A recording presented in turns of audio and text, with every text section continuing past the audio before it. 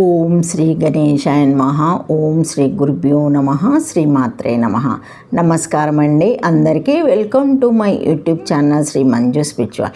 మనము లలితా సహస్రనామ స్తోత్ర నామాలకు ప్రతిపదార్థాలు తెలుసుకుంటున్నాం కదా. శ్రీమాత్రే నమః. కానీ అంతకంటే ముందుగా మీరు గనక మన ఛానల్ని ఇప్పటి వరకు లైక్ చేయకపోతే లైక్ చేయండి, కామెంట్ చేయకపోతే కామెంట్ చేయండి, నచ్చితే సబ్స్క్రైబ్ చేసుకోండి.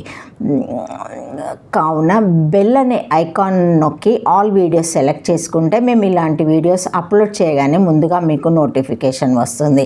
అలాగే వీడియో ఎక్కడ కూడా స్కిప్ చేయకుండా చివరి వరకు చూస్తే మేము ఏం చెబుతున్నామో మీకు పూర్తిగా అర్థమవుతుంది. కావున అందరూ ఒక లైక్ ఇవ్వండి, కామెంట్ పెట్టండి, షేర్ చేయండి. నచ్చితే ప్లీజ్ లైక్ చేయండి, నాకు చాలా హెల్ప్ చేసిన వాళ్ళు అవుతారు. ఇంకా వీడియోలోకి వెళ్ళిపోదాము. శ్రీమాత్రే నమః. శ్రీమాత్రే నమః.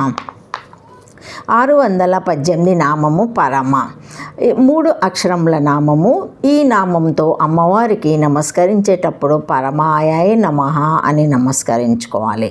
పరమ సర్వోత్కృష్టమైనది, సుప్రీం ఆఫ్ గ్రేటెస్ట్ కన్సీవబుల్ అని అన్ని విషయాలకు ఆది మధ్య అంతములందు ఉండగలిగి అన్ని విషయాల పరిపూర్ణత్వము చెల్లుతూ నిరాధార నిరాశ్రయ నిరూపేక్షక లక్షణమే తత్వంగా గలది. తైత్తిరీయం ఈ తత్వాన్ని గురించే బ్రహ్మవల్లిలో బ్రహ్మ విదాపుత్ని పరం అని చెబుతుంది. బ్రహ్మవేత్త ఈ పరమ సూచించే తత్వాన్ని పొందుతాడు అని దీని అర్థం. అంతేకాదు పరమేమాన్ ప్రతిష్టత అని కూడా తైత్తిరీయం చెబుతుంది.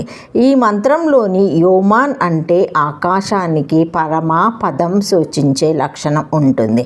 ఎందుకంటే ఆకాశానికి పైన చెప్పిన ఆది మధ్య అంతములందు ఉంటూ అన్ని విషయాల పరిపూర్ణత్వము చెల్లుతూ నిరాధార నిరాశ్రయ నిరూపేక్షక లక్షణం ఉంటుంది. కాబట్టి సర్వోత్కృష్టమైనది అని ఈ నామాన్ని మనము అర్థం చేసుకోవాలి. పరమం బ్రహ్మ మతి పరిచ్ఛన్నతిథి పరమా పారస్య శివస్య మా లక్ష్మర్వా యద్వా పరబ్రాహ్మణో రూప సతుష్కమాస్తి తస్మత్ పరమ ఉత్కృష్ట తదుక్తం విష్ణుపురాణే పారస్య బ్రాహ్మణో రూపం పురుష ప్రథమం ద్విజ వ్యక్తి తదా వాన్య రూపే కాల తదా పరమం. పరమశ్రేష్టమగు రూపము గలది ప్రధాన పరువక్త కాలనం పరమం హీయత్ పశ్యంతి సురాయ శుద్ధం తదిష్టునో పరమం పదం ప్రధాన పురుష వ్యక్తకాలస్తు ప్రతిభాష రూపిణి స్థితి సర్గంత వ్యక్తి సద్భేతవ ఇది. పరమాత్మను కొలుచుచున్నది పరమశివుని ఐశ్వర్య స్వరూపురాలు. పరబ్రహ్మకు గల 4 రూపముల కంటే ఉత్కృష్టమైన రూపము కలది. పరమాత్మను కొలుచుచున్నది లేదా పరమశివుని లక్ష్మి అయినా లేదా పరబ్రహ్మకు 4 రూపములు గలవు. వానికంటే ఉత్కృష్టమైనది పరబ్రహ్మకు 4 రూపములనియు వానిలో ఈమె ఉత్కృష్టమైనదనియు విష్ణు పురాణంలో గలదు. ఓ ద్విజులారా, పరబ్రహ్మ రూపంలో మొదటిది పురుషుడు, 2 వ్యక్తము, 3 అవ్యక్తము, 4 కాలము అను 4 రూపములు గలవు. వీనిలో ఏది శ్రేష్టమైనదో అదే విష్ణు పదము. శుద్ధముగు దానినే జ్ఞానులు చూపుచున్నారు. ఈ 4ను ప్రత్యేక రూపంలో గలవి. ఇది లోకముల సృష్టి స్థితి సంహారముల వ్యక్తి సద్భావములకు వెల్లడగుట ఉండుట అనుభవానికి కారణమని గలదు 3 అక్షరముల నామము. శ్రీమాత్రే నమః. శ్రీమాత్రే నమః. 619 నామము పావనకృతి. శ్రీమాత్రే నమః. పావనకృతి 5 అక్షరముల నామము. ఈ నామముతో అమ్మవారికి నమస్కరించేటప్పుడు పావనకృత్యాయ నమః అని నమస్కరించుకోవాలి. పావనకృతి పవిత్రకరింపచేయు ఆకారము గలది.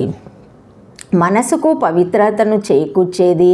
ఏ ఆకృతిగా నేపథ్యంలో బ్యాక్గ్రౌండ్ ఉన్నదో అది అమ్మవారే. రమ్యని వీక్ష నిశయ శబ్ద అంటాడు కాళిదాసు. సంభాషణాదులో వాతావరణము ఎవరికి బాధ కలగకుండా ఆనందదాయకంగా ఆహ్లాదకరంగా ఉండే విధంగా ఉంటే అక్కడ అమ్మవారు ఈ పావనాకృతిలో ఉన్నట్లే.